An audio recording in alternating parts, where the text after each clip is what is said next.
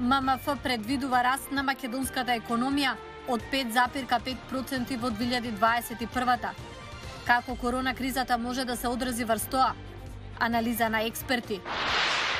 Задолжително носење маски на федерален имот и зголемено тестирање. Кои други мерки ги опфаќа федералната стратегија на Бајден за справување со пандемијата? Робот им помага на ученици и наставници. Ке слушнете како во продолжение.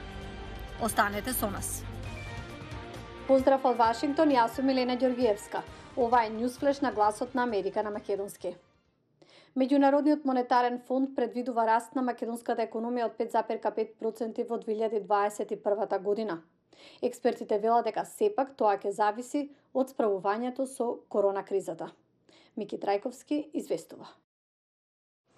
Како од 2021 година на економски план ќе има Северна Македонија, ќе зависи од справувањето со пандемијата со COVID-19, вели Владимир Глигоров, соработник на Виенскиот институт за меѓународни економски студии.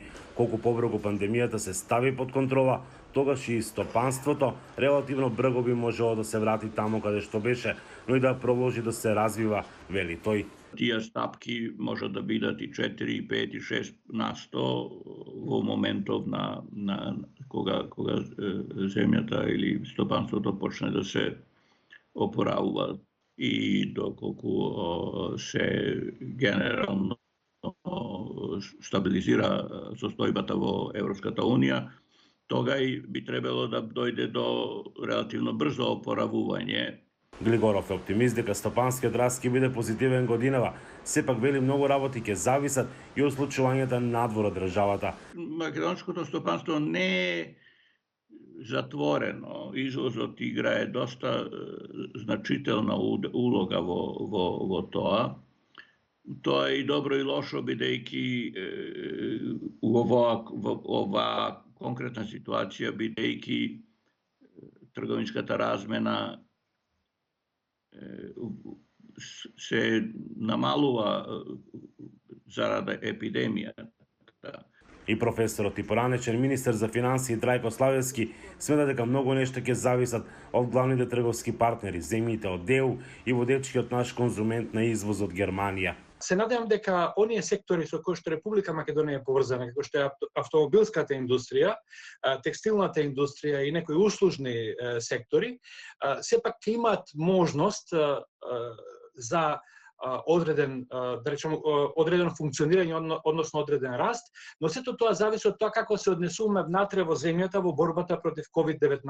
Сепак, вели Славевски, најверојатно економијата и во 2021-та ќе биде под својата потенцијална стапка на раст од некаде 4%. Ова значи дека по загубените околу 5% од бруто домашниот производ, заради негативните 5% раст на бруто домашниот производ во минатата 2020 година, оваа година не ќе можеме да го достигнеме предкризното ниво, нивото на бруто домашниот производ од 2019 година.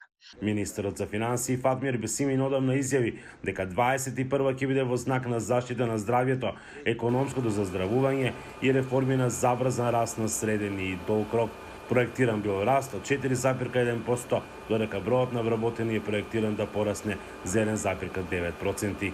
Подобрување на стандардот на граѓаните и на среден и долг рок, и која беше прикажана и во 5-годишната рамка на буџетот, да успееме растот од минатата деценија од 2 до 2,5%, да го издигнеме на одржлив раст од 4 до 5% на годишно ниво. 2021 година нема да биде лесна од аспект на економијата.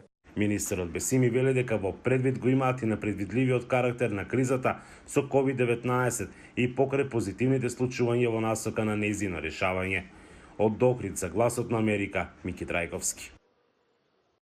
Председателот на САД Џо Бајден ја образложи националната стратегија за справување со пандемијата, која вклучува извршни мерки за имунизација и тестирање. Деталите во продолжение. Со над 400.000 жртви од COVID-19 меѓу американците, председателот Џо Бајден представи план за справување со пандемијата.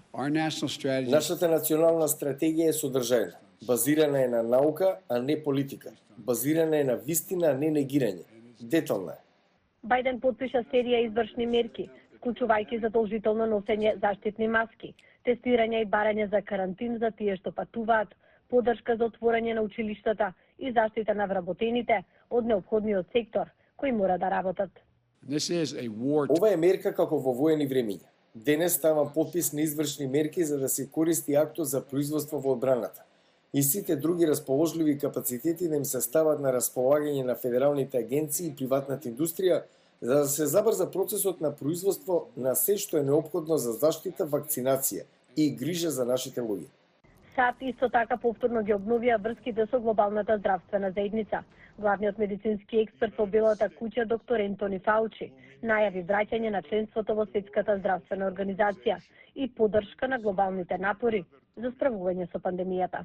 САД ќе се приклучат на COVAX и ќе го поддржат актот за забрзување на мултилатералните напори за вакцината против COVID-19, незината дистрибуција, непречен пристап, истражување и развој. COVAX е проект на соработка меѓу 92 нации, што го отфрли претходниот председател Трамп, согласно неговата стратегија за вакцина и политика Америка прва. Таквиот пристап беше критикуван од некои аналитичари дека вирусот не познава граници.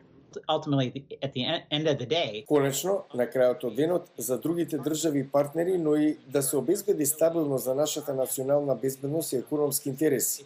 Навистина е важно што е можно повеќе да им помогнеме на други држави.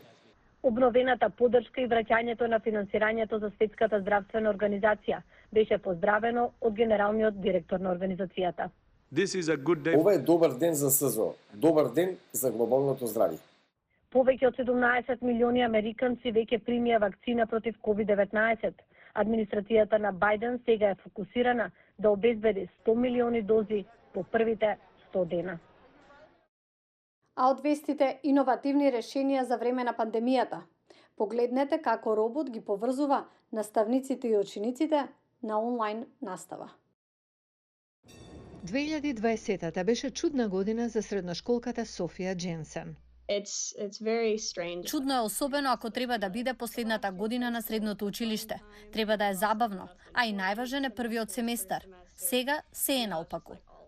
Училиштата на Дженсен, како и други за време на пандемијата, нудат хибридни училници, каде некои ученици се физички присутни, додека други се приклучуваат од дома. Нешто што им помага на учениците и наставниците да се чувствуваат поповрзани е овој робот што се вика Swivel. Замислете како да имате ученик внатре во училницата со микрофон и камера цело време. Тоа е работа на Swivel. Swivel има база што се поврзува со секаква мобилна направа. Базата има сензор и може да следи што се случува преку вграден микрофон што го носи наставникот на себе. Swivel роботот практично го следи наставникот и ја фокусира камерата на него. На наставникот му дава можност да се движи додека предава во училница. Наставникот ќе може да користи обична апликација за видеоконференција со Swivel. Тоа е подобро отколку само предавање со помош на компјутер, вели наставничката за наука Сара Мегвајер. Учениците може да ги видат децата што се физички присутни во училницата. Дженсен вели дека наставниците кои се вешти со технологијата немаат проблем со Swivel, но за други наставници може да има.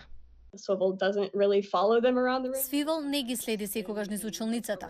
Понекогаш ќе се сврти на друга страна и ние треба да го бркаме. Но кога функционира, навистина е убаво, зашто не изгледа како само да гледам во екран, туку повеќе како да сум во училница. Дури и кога училиштата ќе се вратат во нормала, наставниците велат дека Swivel може да остане да им помага на учениците кои се болни, дома да се вклучат во наставата. Од мене толку. Ви посакувам пријатен викенд, а со нови информации се гледаме во понеделник. Пријатно.